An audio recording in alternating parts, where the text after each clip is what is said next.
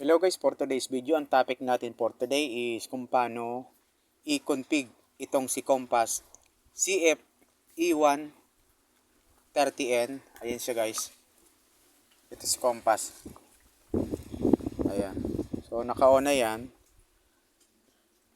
Then nilagay lang natin sa may ano. So straight lang natin para mas okay siya tingnan. Ayan. Ayan si Compass CFE130N. Then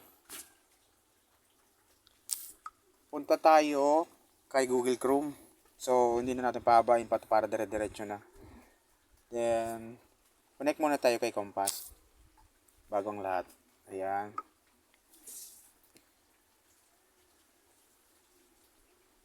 Ayan, connected na tayo. Kasi yan yung open network na available. So, magdidiretso siya dyan tayo. So, as you can see, manghihingi ng password. So, walang ibang password yan is admin. Then, click lang natin to, password add. Then, dito tayo kay wizard. For example, gagamitin natin siya as API. Ayan. API connection. So, ito. Click lang natin tong API. Click. Then, click next. Dito, bandwidth, wag 40 MHz. So, kailangan megahertz, 20 megahertz para connected yung mga cellphone, laptop, tablet, at saka PC. Ayan. Nandito, channel auto. So, pwede kayong mamili kung anong applicable or magandang channel. So, try natin tong 11. Then, dito sa launch range. So, 25 km, depende sa inyo. Then, yung power, lagay lang natin 100%. Yan, pwede nyo i-adjust. Abante, depende sa inyo. Then, SSID pala guys. Huwag nyo kalimutan. So, for example, lagay natin Compass voucher. So, i-connect kasi natin siya guys dito, doon. So, multiple API, gagamitin natin siyang multiple API doon sa ating Peso Wi-Fi machine. So, mayroon na tayong another or dati ng router or API na gamit. So, extend natin para lumawak yung range.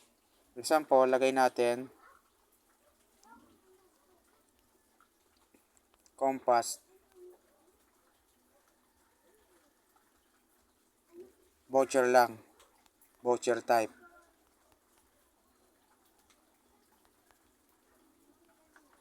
Yan, Compass voucher type. Then, click lang natin to finish. So, wala na kayo ibang babaguhin dyan. So, depende sa inyo itong channel. Kung gusto nyo automatic, pwede din naman. So, try natin tong 11. Then, click natin to finish. Tap to finish.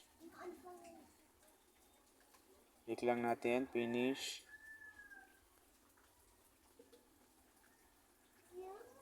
So, kung country.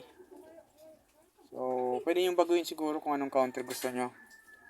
Sa debug na lang. Pwede naman debug, country debug. So, pwede din China or for example. So, click to finish.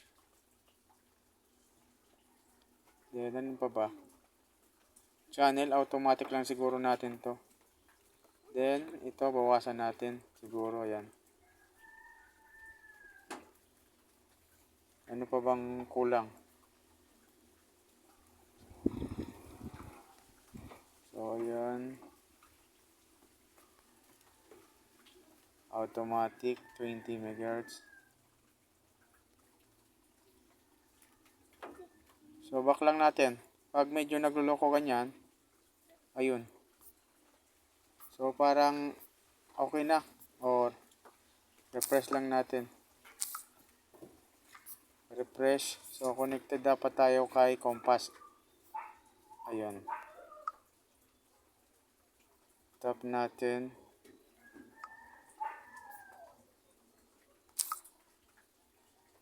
So, ito. English. ganyan, i-reboot natin yung system natin. Tanggalin lang natin yung ano, ito. So, may mga encounter kayo talaga ganyan. So, tanggalin natin yung LAN cable sa ano niya, sa likodan. Tapos ibalik natin. Plug and play. So, ayun. So, medyo tinanggal lang muna natin kasi medyo naghang or bagong reset kasi to. So, balik naman natin ulit. Andyan, oh. Nakalagay naman LAN yung nakalagay dyan. Tapos, sa may POE. Tapos dito is LAN. Balik na natin guys. Para diretso na tayo. Yun. So, kita nyo na nag-power on na.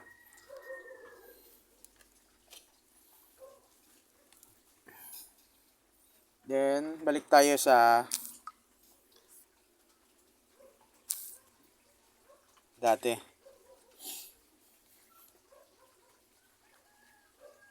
Hintayin natin, nag-reboot yung system. Hintayin lang natin mag-on yung umilaw siya. Hintayin natin umilaw siya dito lahat. Kailangan umilaw yan dyan. Ayun. So, balik na tayo. Hanapin natin yung ewan ko kung napalitan na. So, tingnan lang natin yung Compass SSID name. Ayun. Compass SSID connecting. Ayun. Connected. Tapos, kung hindi nyo ma-search dun sa tap lang natin dito sa Google Chrome. Hindi kayo mag-redirect. Lagay lang natin guys dito, 192.168.10.1. Continue to site. Ayan. Enter natin password. Walang ibang password niyan, si admin. Kasi naka-default yan. Login. Then, punta na tayo dito sa wizard. So, local SSID Compass. Wizard. Ayun. API. Click natin to API. Then, 20 MHz. Wala na kayong babaguhin. Dito lang tayo papalit. Compass. Voucher type. Voucher.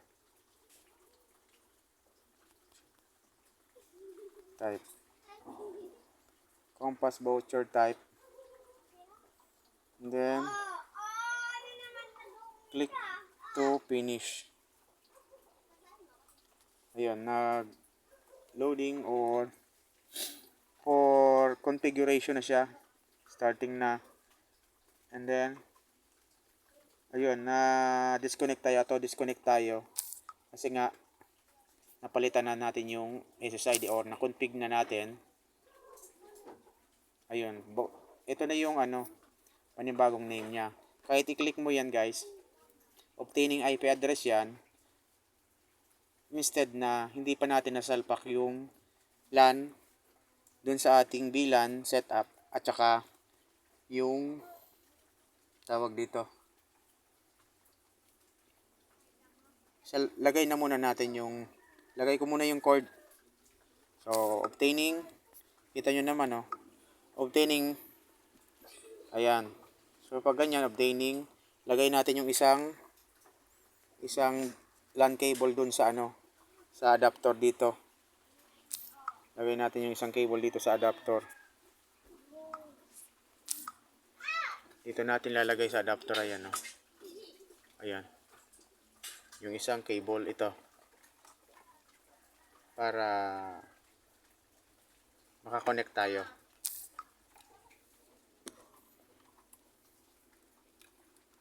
At ma-access natin yung Wi-Fi admin ng ating So, connected na yung isang LAN cable. Kompleto na yung setup ng LED lights niya, yung indicator. Punta na tayo kay tawag dito sa Compass voucher type dito. Click natin yan. automatic mag-direct tayo connected dun sa ating portal address ng ating machine. Ayan. So, ganun lang kadali. So, na-access na natin yung ating remaining balance. So, ayun. Connected na tayo. May internet na yan, guys. So, tignan natin kung ipapasok na bang internet. So, ganun lang kadali, guys, yung pag configuration or kukonfig ng Compass CFE130N version 2. Ayan siya, guys. Ayan. So, yung speed test pa lang ito, guys. Naka-set up na sa 2 to 3 Mbps, depende kung kaya pang 5 Mbps kasi per user, yun ang naka-set up natin. Magdi-divide hati-hati sila sa sa kung anong provider nyo or yung internet source nyo. Kailangan pagdating dito sa voucher type or machine is naka-divide na into 2 to 3 Mbps. Pwedeng 5 Mbps, depende sa admin o sa inyo, may-ari ng machine, kung tatasan pa ba yung Mbps. Ayan, refresh lang natin, guys.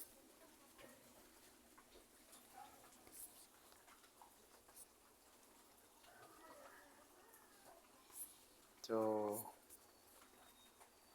connected tayo.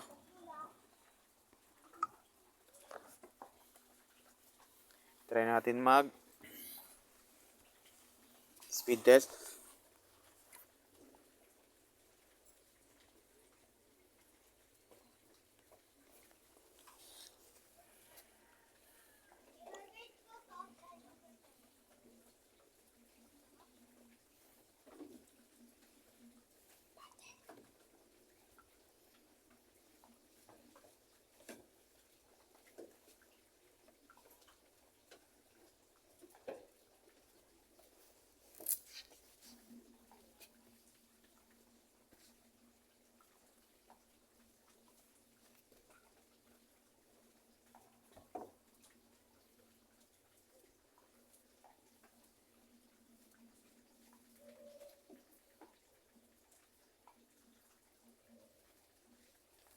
So medyo ulitin lang natin, guys, medyo na-interrupt yung yung connection or yung pag-speed test natin gawa ng sa mga application. So, suggested ko sa inyo is kung magano kayo nito, mag-speed test kayo tuwing umaga, for example alas 6, then hapon naman alas 5 ng hapon. Much better yung ganon. So same yan ng upload, download kay 65.65 Mbps. So mas maganda kung mag speed test tayo ng umaga para makita natin yung resulta ng pag speed test natin, kasi talaga yan, naka set up na sa 1 to 3 Mbps app. Ayan.